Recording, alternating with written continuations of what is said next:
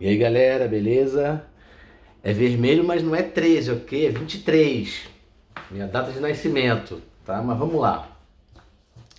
Então, o vídeo de hoje aí, do Simplesmente Brasileiro, né? Olá a todos.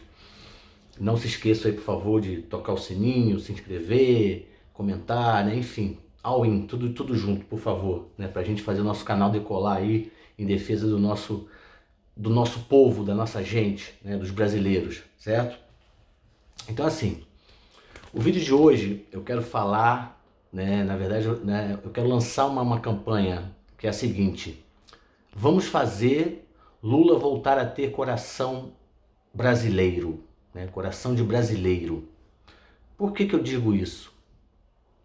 Porque assim, a gente está vendo aí, né, que as coisas estão caminhando pro mesmo erro do final de mandato aí né, dessa quadrilha chamada PT. Desculpa a franqueza, mas para mim o problema não é o Lula, o problema é o PT, que eu vejo como uma organização criminosa. Essa é a real, tá? Mas então, vamos falar da pessoa Lula, né? Aquele que realmente nos representa, né, boa parte representa, desculpa, boa parte dos brasileiros hoje, né, no presente, e representou muito mais no passado, certo? E vamos falar então, por que eu digo para que ele, né, a campanha para que ele volte a ter coração de brasileiro? Porque ele realmente ele se desviou, ele se corrompeu, como disse o Ciro Gomes, né, durante a última campanha, infelizmente ele se corrompeu. E eu vou demonstrar para vocês, né, o como e por que isso aconteceu, né? Vamos lá.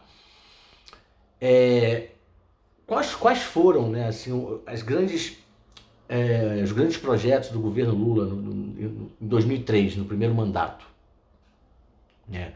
Foi o carro-chefe, Bolsa Família, certo? Isso aí é indiscutível. Aí teve também o primeiro emprego, combate à escravidão e o Fome Zero. Mas o Fome Zero está intrinsecamente ligado, relacionado ao Bolsa Família, ok? Então vamos lá, como eu não sei inserir os tags ali ainda e tal, eu fiz uma tabelinha bem prática aqui para a gente estar entendendo, o que, né, o que a gente tá falando, o que a gente vai falar, ok? Vamos lá, ó. Aqui está, ó. Observem, né? Da direita para, da esquerda para a direita, desculpa. Primeiro ano do Bolsa Família, certo? Vamos lá. Deixa eu pegar aqui que eu também não.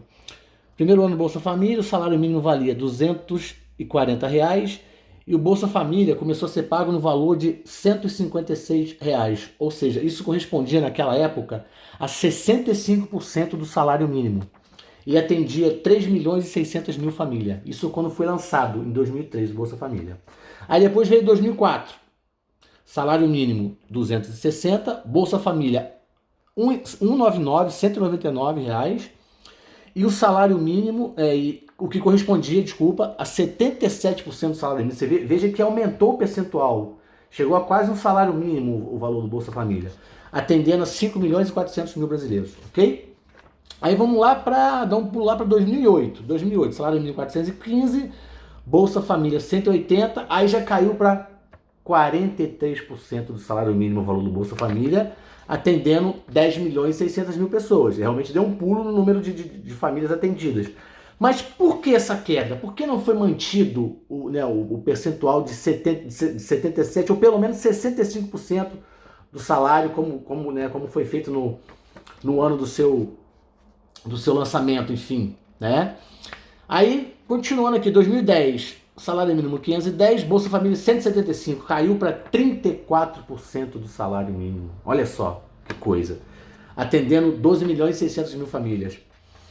Aí, agora o pico do Bolsa Família no governo do PT, foi no ano da Dilma, 2014.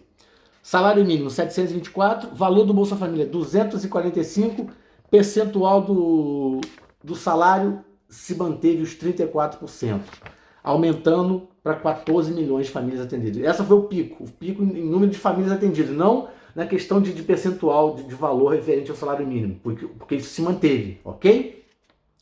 Aí agora é seguindo, 2018, primeiro ano do governo Bolsonaro, salário mínimo 954, Bolsa Família 213, né, deu uma caída correspondendo a 22% e se mantendo ali 13 milhões e 900 mil famílias. Claro, isso foi o primeiro ano de governo, era uma coisa incerta, depois mudou o nome, passou a se chamar Auxílio Brasil, enfim, ok? Mas, continuando, vamos lá. 2020, salário mínimo 1.045, Bolsa Família em média R$ 400, correspondendo a 38% do salário mínimo. Já deu né, uma crescida, já deu uma guinadazinha aí, né? E passando a atender 14 milhões e 300 mil famílias. Vejam bem, aqui eu coloquei um asterístico no ano, né? A gente pode observar aqui, 2020, por quê? Porque foi um ano atípico, ano de pandemia, então teve esse valor agregado, como também teve o pagamento de 13º do Bolsa Família, algo que não existia. Então teve todo um benefício aí que quem recebeu sabe muito bem que foi assim, de extrema valia, de fundamental, de indispensável importância para a sobrevivência das pessoas nesse período, ok? Aí vamos lá, último ano do governo Bolsonaro.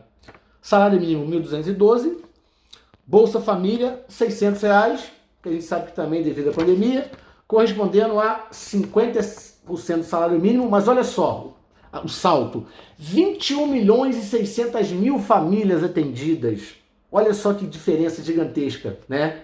Cara, é incomparável, não tem como dizer que não, porque tá aqui, isso aqui é tudo informação válida, não tem fake aqui, tudo coletado da internet, de sites renomados, respeitados, com credibilidade, enfim. Aí eu coloquei uma observaçãozinha aqui, olha, no ano que, né, você vê que tá os dois em verde, né, o ano que foi, assim, o auge do governo PT e o auge do Bolsonaro. Eu coloquei uma observação aqui pra gente ver, né, pra gente chegar onde eu quero, né, demonstrar, o que eu quero demonstrar, o que eu quero dizer, né, chegar no ponto. Se em 2014 o PT, essa organização criminosa, desculpa, mas é real, não tem diferença, ok? Tivesse mantido o percentual de 65% do salário mínimo para o Bolsa Família, as pessoas teriam recebido R$ 470, um valor mais digno, né? Um valor mais à altura do ano, da inflação e tudo mais. Não os R$ 245 que foram pagos, quase a metade, certo? O que foi uma vergonha, foi uma miséria, em vista do que deveria ter sido pago. E por que não foi pago? Por que Lula? Por que Dilma? Por que PT? Por que não foi pago? Pois bem, eu vou dizer a vocês o porquê. Aí entrou mensalão, petrolão, entrou aquela questão da pessoa Lula ter se corrompido, ter permitido que fosse, se ele não roubou, ele permitiu que fosse roubado bilhões e bilhões da nossa Petrobras, né, de outros órgãos do governo. E quando isso começou, gente? Tá aqui, eu fiz o dever de casa mais uma vez. Qual foi a primeira obra feita no exterior com o nosso dinheiro dos nossos impostos, através do BNDES? Qual foi a primeira obra? Qual foi e quando foi? O que é mais importante. Vamos lá. Primeira obra feita com dinheiro público brasileiro, ou seja, dinheiro dos nossos impostos, dinheiro nosso que era para ser investido aqui, para melhorar a nossa vida, para melhorar as condições, né, do povo brasileiro. Essa obra foi a Usina Siderúrgica Nacional da Venezuela, feita pela empreiteira Andrade Gutierrez, né, iniciada, né, assinada no ano de 2008, né, para ser mais exato, entre 30/9 de 2008, né, a 2/10, entre 30/9 a 2/10 de 2008, foi assinado o contrato para a construção dessa Usina Siderúrgica Nacional da Venezuela. E foi feito, é claro. Aí eu pergunto para vocês, 2008, quando foi 2008? Que período foi? De que governo foi? Foi o segundo mandato do presidente Lula. Não foi o primeiro. O primeiro mandato, ele fez isso aqui, ó. O carro-chefe chamado Bolsa Família, que foi sensacional, que foi excelente, que tanto que se perpetua até hoje. Mas por que não foi mantida a dignidade do percentual referente ao salário mínimo para essas pessoas? Por que ao invés de fazer obra, né, de começar a fazer obra no exterior, na Venezuela, que foi a primeira delas, por que não foi mantido o percentual de 65% do salário para dar dignidade para o nosso povo, para a nossa gente, né, para quem realmente merece, para quem realmente paga imposto, para quem faz esse Brasil girar? Por que, Lula? Por que você não fez isso? Por que você não manteve essa dignidade, essa hombridade, essa justiça social que você tanto pregou, que você se elegeu com essa bandeira? Por que você não manteve isso? Por que isso não foi possível? Porque, infelizmente, você se deixou corromper, Lula. Como eu já falei em vídeos anteriores, eu votei em você, sabe, na sua eleição em 2003, na sua primeira, né, eleição em 2003. Cara, e foi sensacional, isso aqui foi sensacional, isso aqui não resta dúvida, tanto que até hoje, né, como a gente falou, aí continua, e foi uma briga aí também do governo Bolsonaro, enfim. E não pode deixar de existir. Claro, as pessoas não podem morrer de fome em lugar nenhum do mundo, muito menos no Brasil, que é um país gigantesco, mas Lula, pelo amor de Deus, por favor, não estanque essa corrupção, sabe? Volte a ter coração brasileiro. Para com esse negócio de querer fazer obras, querer fazer gasoduto na Argentina, porque o povo que te elegeu, Lula, não foi o povo argentino, não foi o povo venezuelano, não foi o povo cubano, foi o povo brasileiro.